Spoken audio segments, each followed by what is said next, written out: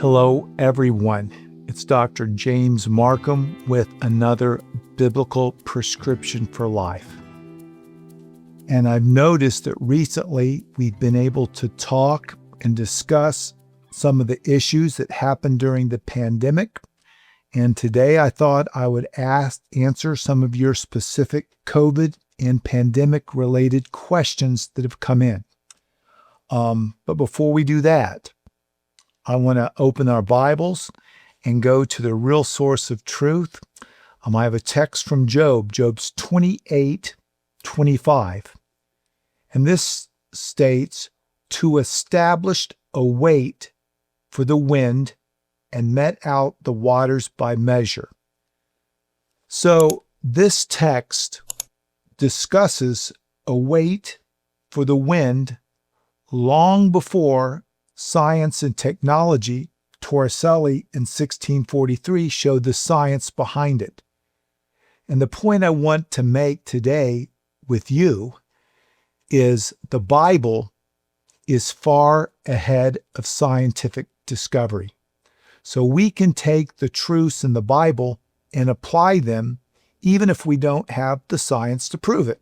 And here's an example, the weight and the wind. We also see many others in the Bible. The Bible describes the world as round. We talk about the nutritional studies in Daniel's, many other things that the Bible is far ahead of science.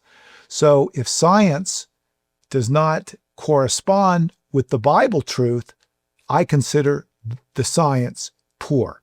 So we want to look at the lens of the Bible. So a few questions that have come in related to the pandemic. One was a person asked if they could take nattokinase if they are allergic to soy. And I would say no, because they could have a worse reaction from the soy product that makes up nattokinase. So that's that question. Another question came in about what is the lab evaluation for the spike protein or the S protein? Well, several years ago, when I wanted to know whether I had natural immunity, I got all my lab working done. And one of the ones that I did was the SARS-CoV nuclear antibody. And what that did is it looked at antibodies to the nucleocapsid.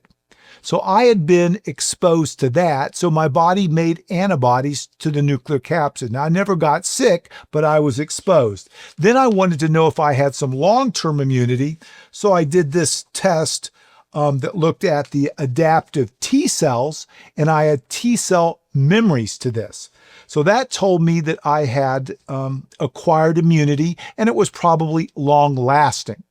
So a lot of people now are having side effects from the viral interventions, and they want to know what blood work is useful.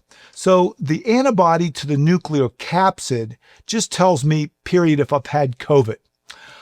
However, antibodies to the spike protein tells me if I have active antibodies there. It doesn't measure the spike protein directly, but it measures the antibodies that's produced by the body when it sees this foreign substance, the spike.